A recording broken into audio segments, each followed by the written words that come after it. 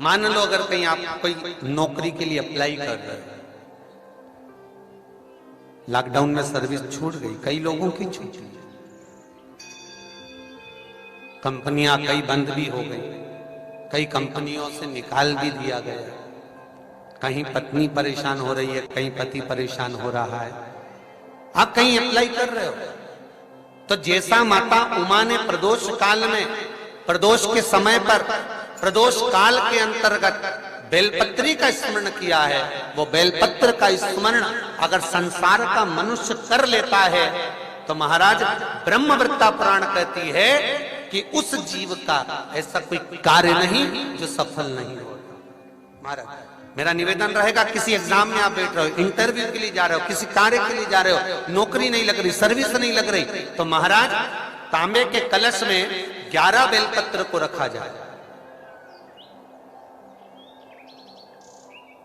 और तांबे के कलश में 11 बेलपत्र रखकर उसमें 11 सफेद पुष्प को डाला जाए।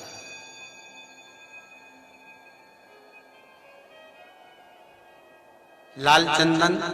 घिसकर कटोरी में लेकर जाइए। प्रदोष के दिन, शुक्ल पक्ष का जो प्रदोष पड़ जाए उसके दिन शंकर भगवान का संपूर्ण परिवार जलाधारी में विराजमान है। शिव महापुराण कहती है, माता उमा का चरित्र कहता है, कोई एग्जाम में बैठ रहे हो, कोई कंपटीशन एग्जाम में बैठ रहे हो और चाहते हो कि मेरी नौकरी इसमें लगना ही चाहिए, तो लाल चंदन का लेपन आपको इस पूरी जलाधारी पर करना है। लाल चंदन का लेपन पूरी जलाधारी पर करना। और महाराज जी जिस कलश में आपने घर से 11 बेलपत्र और 11 सफेद पुष्प जल के अंदर डालकर लाए हो, उसको आप चढ़ाएंगे तो इस तरह से चढ़ाएंगे कि उसका भाग हमें दिखे चढ़ते समय। ऐसे नहीं चढ़ाना,